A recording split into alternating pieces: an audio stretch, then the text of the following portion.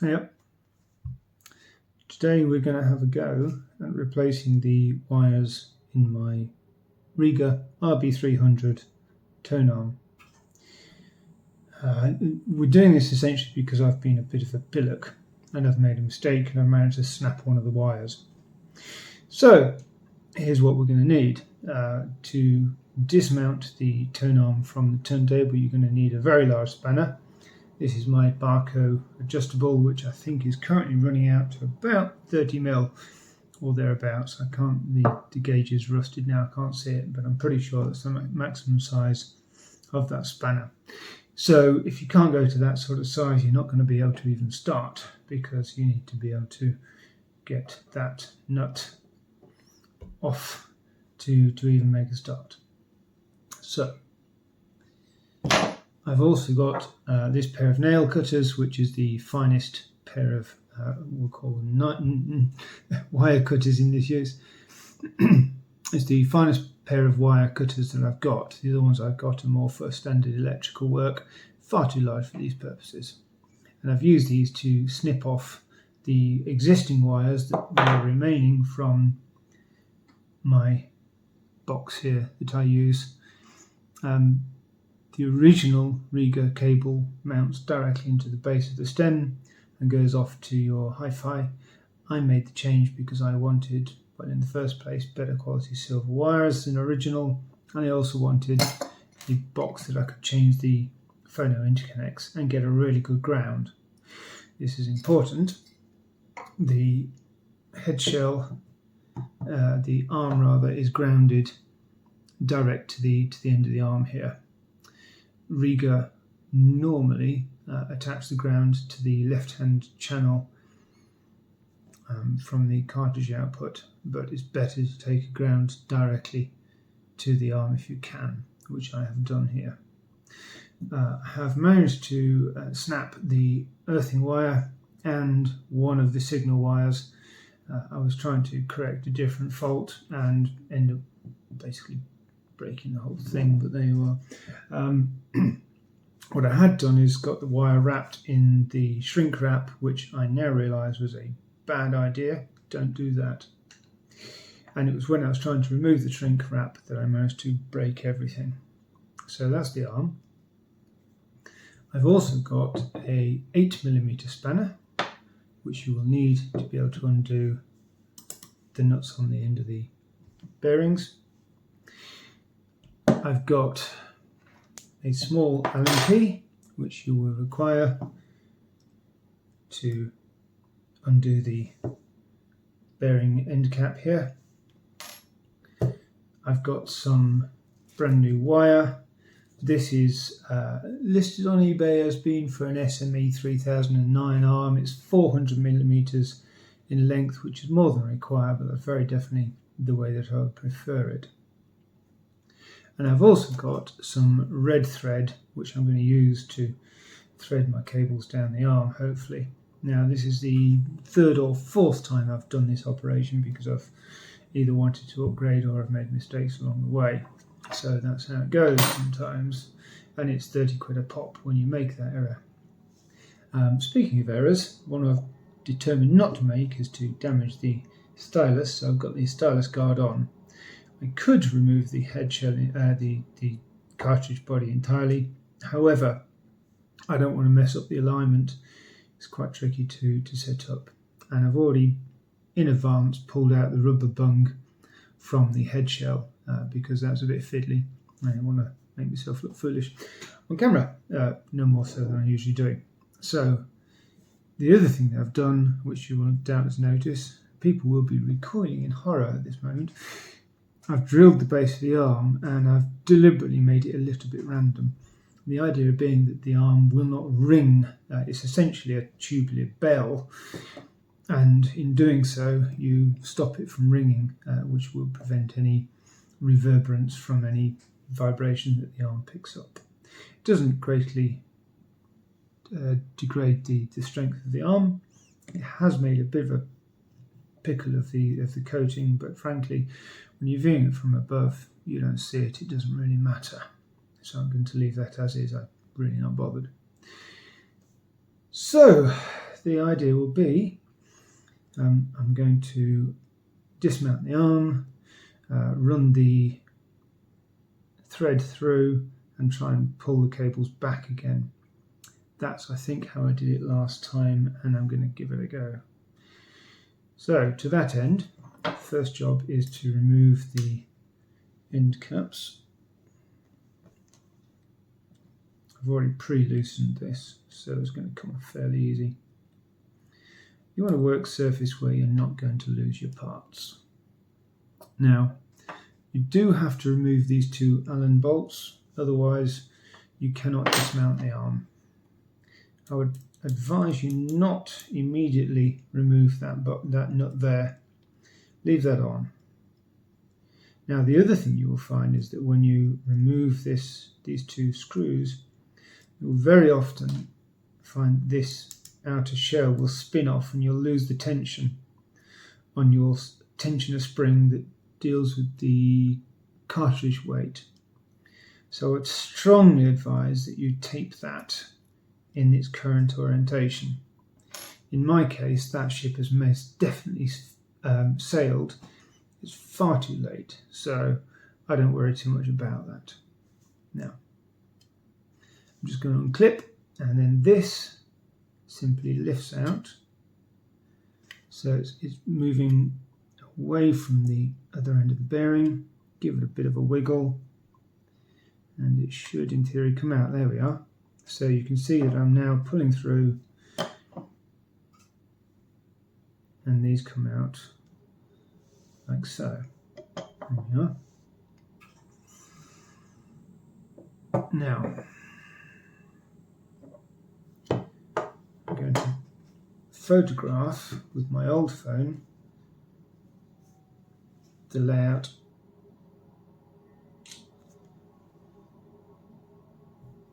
of the old wires on the head shell there.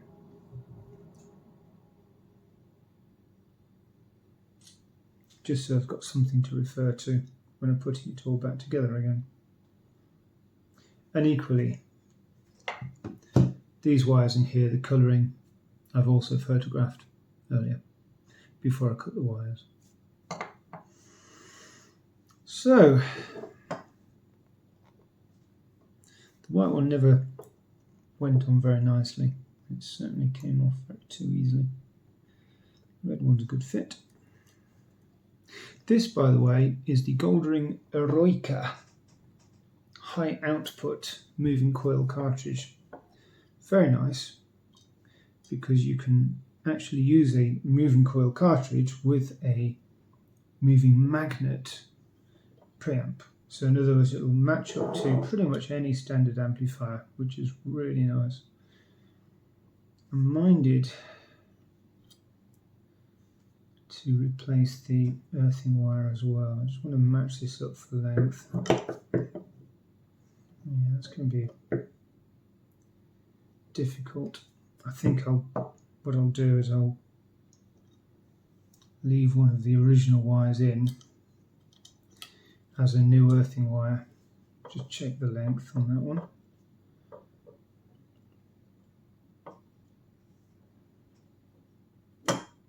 Yeah, that's one of the longer ones, one of the original ones.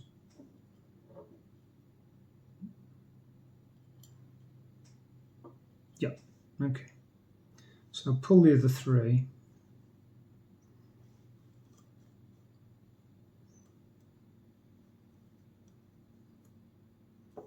Come back. There we are. So they're gone.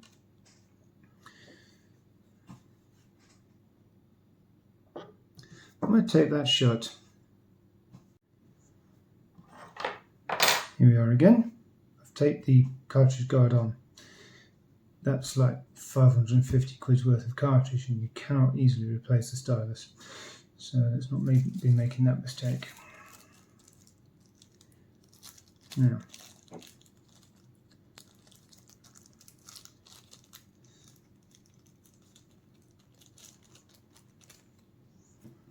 here's a new wire.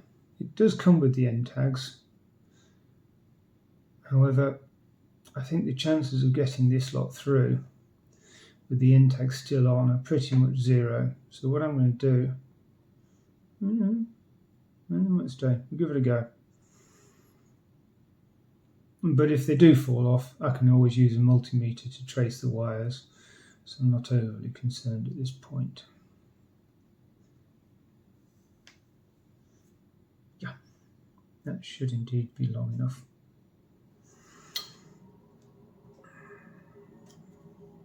So they're already prepared, which is why I went for this particular kit. Normally you've got to solder these on yourselves and heat shrink and all that, and it's quite honestly something of a faff. So, in fact I've just spotted the cartridge is in fact marked, so that's going to make life much easier. So, now, it's going to be a bit of a tricky moment trying to get this through here. Getting it all fall through the rubber bung won't be easy. Right, so I've prepared another needle and thread because I lost the last one. You should be able to get that to go down there. There we are.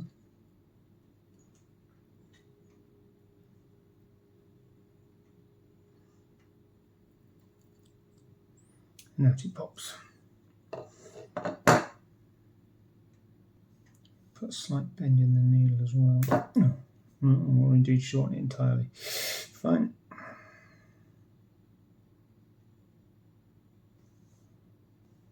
Right, so I'm now going to pull the wires back.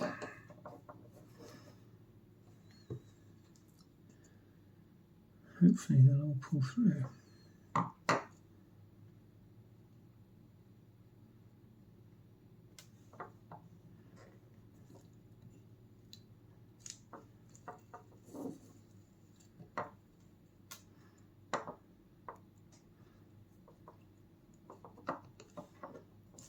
Yay, there we go. That's how you do it.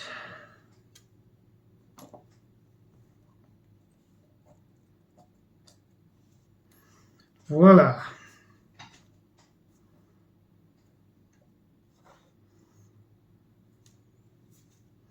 Okay, so now we have all 4 plus my spare earth wire, which will be that one. Yeah.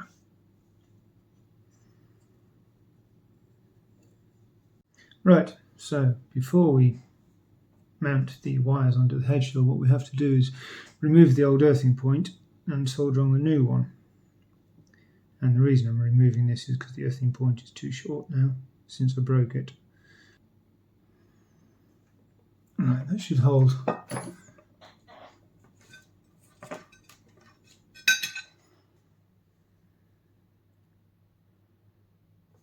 we go. Should be able to pull this back. Okay, so right, next job before we put the rubber bung in is mount all of the head shell wires.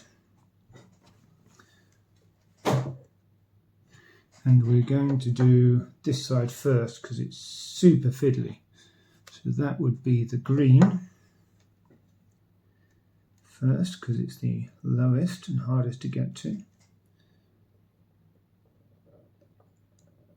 Now, damn it, solder's come off. That's annoying. Right, so we are basically ready to start soldering on the phono output board. You'll notice that the tabs are bent up in a funny manner.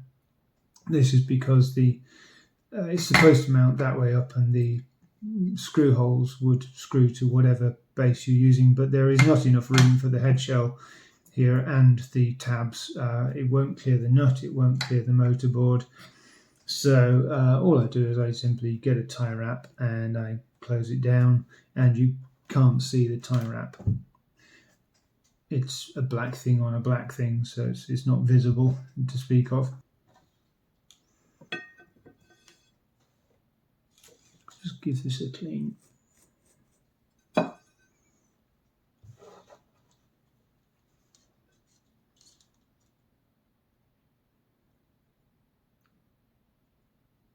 Once it starts melting, it should wick into the worker nicely, which it is doing.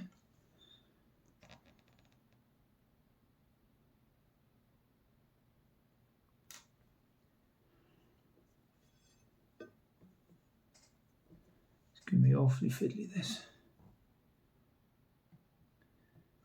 And as I'm doing this, I'm just checking the cartridge at the other end that we're matching up there as well, just in case I made a mistake.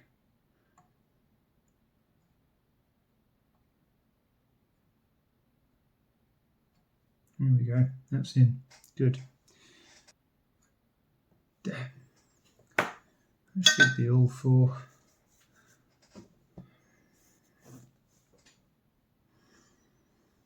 Not the cleanest, neatest solder job I've ever done, but they're in, so that's fine. I'm using really nice skinny cable ties.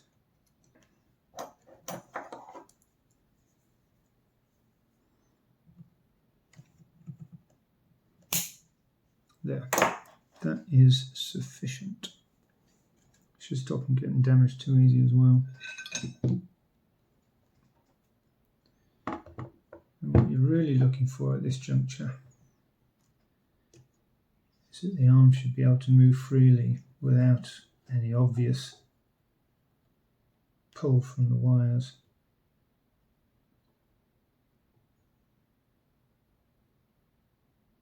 Yeah, that's pulling slightly.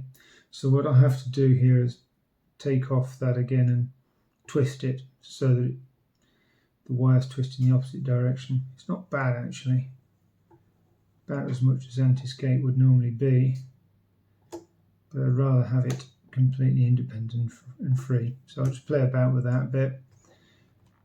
But long and short of it, just take that off and give it a twist in the opposite direction and it'll counteract that action. There. So I'll sort that out. I'll come back to you. All done now. I ended up slightly remaking the wiring just because I couldn't get the twist out. But essentially, bit of faff and it tracks true. It's nice.